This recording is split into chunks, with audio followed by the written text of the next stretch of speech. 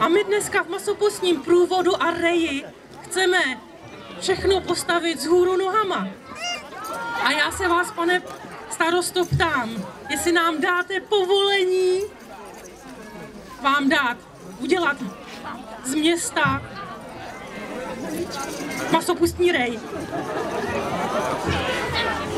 Tak já vás všechny také srdečně zdravím a jsem rád, že jsme se tady sešli v takovémhle hojném počtu.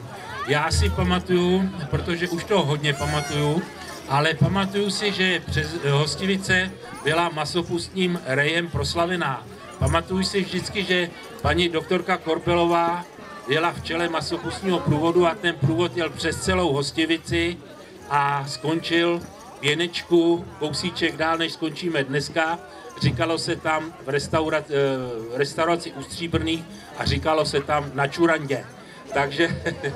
Takže já jsem rád, že jsme se tady v takovémhle hojném počtu sešli. Samozřejmě na dnešní den vám dám povolení, abyste si v Hostivici udělali masopustní průvod a správu města na dnešní odpoledne předávám vám.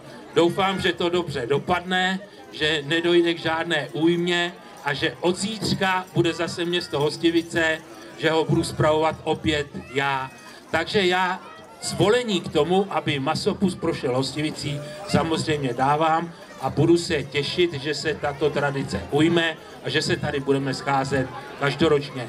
Já bych teď požádal, aby nám tady paní pověděla, jak je to možné, anebo proč zrovna na dnešní den přišel masopust. Ona to bude určitě vědět a vysvětlí nám to, proč jsme se tady sešli zrovna dneska.